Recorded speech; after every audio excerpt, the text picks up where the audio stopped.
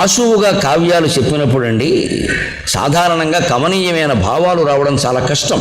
వెంటనే చెప్పాలి కదా, ఆ వెంటనే వెంటనే వెంటనే వెంటనే అనడంలో అయిపోతుంది. అది చాలా కష్టం. అది కాస్త యోచించి చెబితే మంచి విషయాలు వస్తాయి. అంటే అవధానంలో ఊరికే ఇలా ఇచ్చేసేసి ఏదో చెప్పేమని చెబుతాం, దానికి ఏముంది ఒట్టిగట్టు ఉంటుంది, అందులో ఏమీ ఉండదు. పైన వేస్తాం, పద్యాలు ఉంటాయి, ఎత్తులు ఉంటాయి, ప్రాసలు ఉంటాయి, అల్లు వేస్తాం. పద్యం అనడం ఎంతసేపు పెద్ద విషయం. అది అప్పిగట్లకు బాపట్ల 6 మైళ్ళు పద్యం కదా, అయిపోయింది. గణం కప్పు పట్టమని ఏముంది దానికి ఎదురు సరిగ్గా చెప్పేస్తామంటే అప్పరావు బుద్ధి సుబ్బరావు బుద్ధి సూటి, సుబ్బరావు చెప్పి సూటి మాట, అప్పరావు చెట్టే ఆట మాట, అయిపోయింది పద్యం. 100 పద్యాలు రాస్తే శతకం, అప్పారావు శతకం, సుబ్బారావు శతకం. పెద్ద విషయమా? అందుకని అవధానం అప్పటికప్పుడు చెప్పడం ఒక సద్యస్ఫురణ, ఆ ప్రజ్ఞ, అది వేరే. కావ్యం కావ్యమే ఏనైనా సరే. అందుకే మాకు అవధానాలు ఎన్ని చేసినా సరే సొంతంగా మళ్ళీ కావ్యం రాసినప్పుడే ఆ కలిగేటువంటి ఆనందం వేరండి. నిజంగా ఇప్పుడు సరే ఆనందం వేరు ఖచ్చితంగా. అందుకని వాళ్ళు ఆశువుగా చెప్పిన కావ్యంలో కూడా మంచి భావాలు.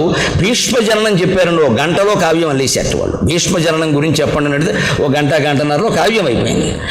అందులో బ్రహ్మలోకంలో సభ జరుగుతుంది. నదులు పర్వతాలు అన్నీ ఇక్కడ సమావేశం అవుతాయి. బ్రహ్మలోకంలో కూడా మంత్రివర్గ వీడియో కాన్ఫరెన్స్ లాగా ఓ సమావేశం ఉంటుంది నెలకోసారి.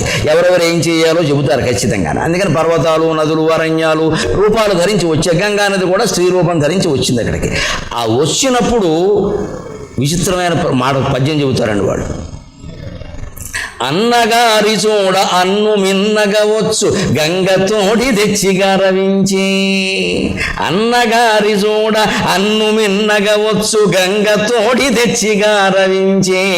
జగతి మొగనిలోన సగము ఆడు బిడ్డ ఎన్ పలుకెరింగియుంట. జగతి మొగనిలోన సగము ఆడు బిడ్డ ఎన్ పలుకెరింగియుంట.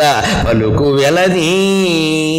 మానవ సంబంధాలను దేవతలతో అన్వయం చేస్తే అద్భుతమైన చమత్కారం ఏర్పడుతుందండి. గంగ సరస్వతీదేవికి ఆడపడుచు అన్నారు వాళ్ళు. ఎలాగా? భీష్ముడు గంగకి జన్మించాడు. గంగ ఎక్కడ పుట్టింది? విష్ణు పాదముల యందు పుట్టింది. బ్రహ్మదేవుడు ఎక్కడ పుట్టాడు? విష్ణువు నాభిలోంచి పుట్టాడు. మరి ఒకే దేవుడు శరీరంలోంచి ఇద్దరు పుట్టినప్పుడు ఇద్దరు అన్నా చెల్లెలు కాదు మరి. పైగా బ్రహ్మదేవుడు ముందు పుట్టాడు, గంగ తర్వాత పుట్టింది. అందుకని సరస్వతీదేవి అనుకుందట, తెలుగునాట అంటూ ఉంటారమ్మా ఆడబిడ్డ అంటే అర్థమొగుడని.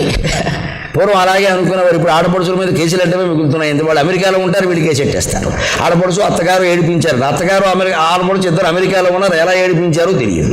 అందుకని పూర్వం అలా ఉండి ఆ పరిస్థితులు వేరు. అందుకని ఆడపడుచు అంటే అర్థం కూడా, ఆడపడుచు రాగానే ముందు లేచి నిలబడ్డు, ఆడపడుచుల ముందు గట్టిగా మాట్లాడేవారు కదా. అందులో పెద్ద ఆడపడుచు అంటే చాలా గౌరవం అండి. అందుకని వెంటనే అన్నగారి చూడ అన్ను మిన్నగవచ్చు. అదన్ను అంటే స్త్రీ. అసలు స్త్రీలలోనే మిన్నైనటువంటి గంగా నది పరమ పవిత్రురాలు. బ్రహ్మగారిని చూద్దామని వస్తుంటే లేచి ఎదురెళ్ళకపోతే ఏమనుకుంటారో, ఆడపడు చలక మళ్ళీ వెండిగిన్నె కూడా ఇవ్వాలి, ఎందుకు వచ్చిన కూడా పెడితే సరిపోతుంది కదా అని పద్మంలో కూర్చున్నటువంటి సరస్వతీదేవి దిగి వెంటనే గంగ తోడి తెచ్చి గారవించే. రావదిన పిల్లలంతా బాగున్నారా, పెద్దాడికి సంబంధాలు చూస్తున్నావా అని నాకు కూడా తీసుకొచ్చింది. ఏం చూస్తామమ్మా, వాడు భీష్ముడమ్మ పెళ్లి చేసుకోనని చెప్పాడండి ఇవిడ. అలాగా అది ప్రేమగా దానికి మళ్ళీ కింద అర్ధాంతరన్యాసాలంకారంలాగా ఒక సామెత వాడు చూడండి. జగతిని మొగనిలోన సగము ఆడుబిడ్డ.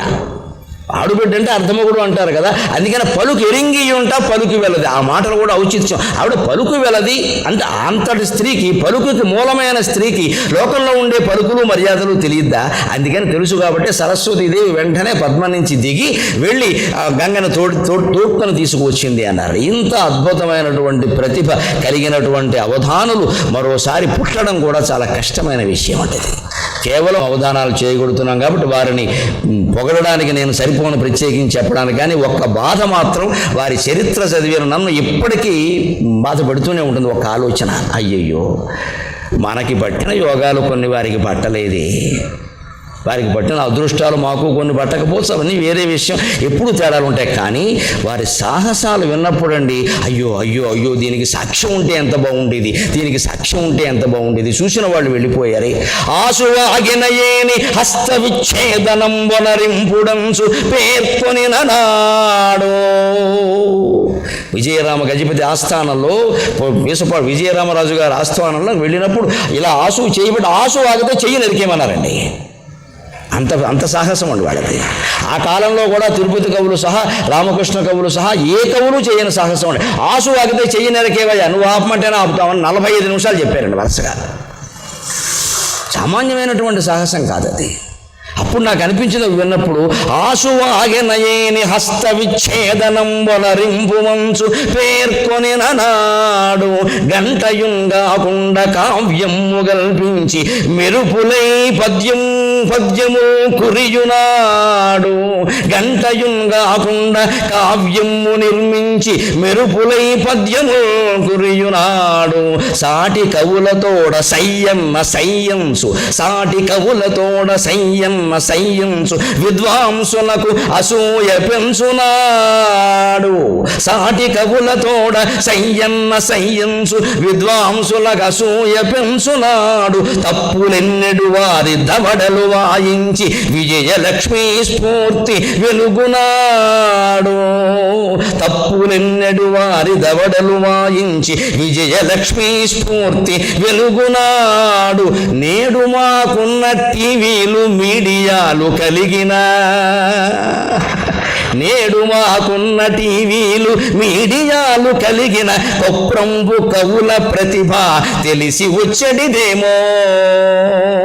ఆశువాగెనయేని హస్త విచ్ఛేదనం వనరింపుడంచు పేర్కొని నాడు గంటయుంగాకుండ కావ్యము నిర్మించి గురుములై మెరుపులై పద్యములు కురియునాడు. సాటి కవులతోడ సయ్యన్న సయ్యంసు విద్వాంసులకు అసూయ పెంచునాడు.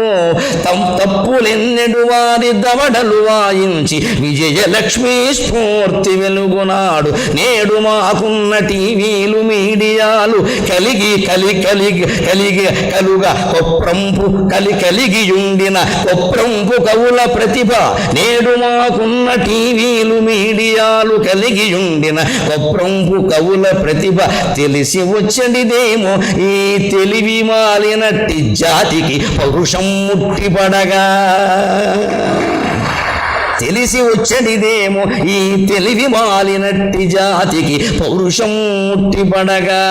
చివరిగా ఒక్క మాట, చదివెడు రోజులందు చదువని రోజులందు ఎదియో సాహసమున్ వనరించిన నటం చెదను ఎదను.